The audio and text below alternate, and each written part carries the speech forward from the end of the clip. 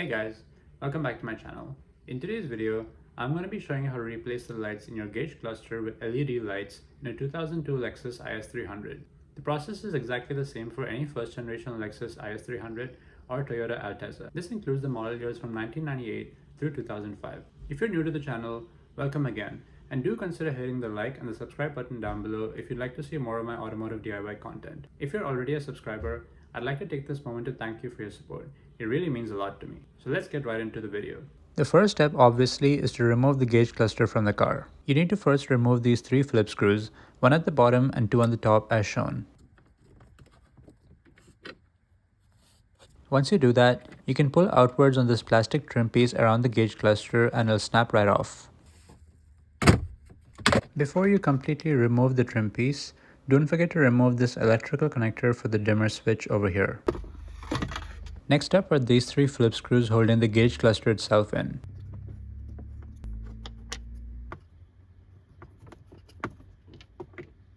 Once you remove them, you can pull the gauge cluster out. Don't forget to remove the 2 electrical connectors at the back over here.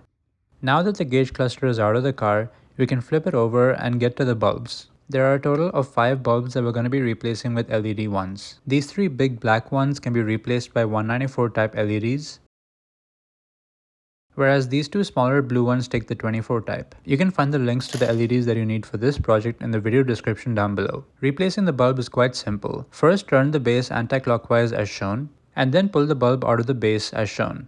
Once you do that, the base is now ready to accept the new LED bulb. Insert it like this. To replace the bulbs in the gauge cluster, simply insert them and then turn them clockwise.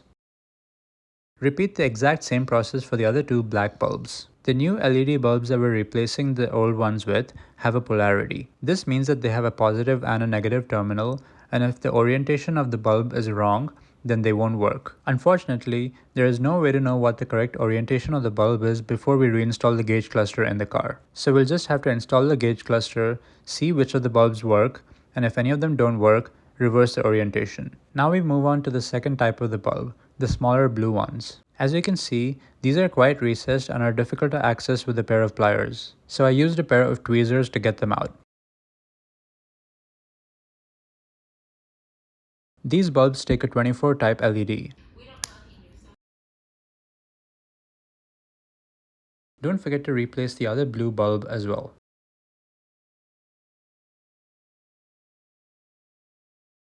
Now that we've installed all the bulbs, we can go ahead and try out the gauge cluster in the car by reinstalling it. Before you screw down the 3 Phillips screws for the gauge cluster, it makes sense to just connect the 2 connectors behind it so that you can test out the lights and make sure that all of them work. Keep in mind that for the gauge cluster to turn on, the dimmer switch connector has to be reconnected. Here's what the gauge cluster looks like with all the lights working properly. By some amazing stroke of luck, all the LED lights worked on the first try for me and I didn't have to change any of the polarities.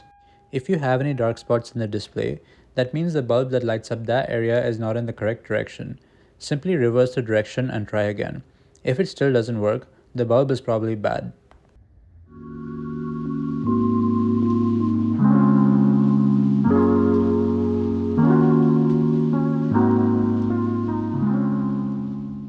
So that brings us to the end of today's video. If you liked it and would like to watch more of my automotive DIY content, don't forget to hit the like and the subscribe button down below. Thanks for watching. I'll see you next time.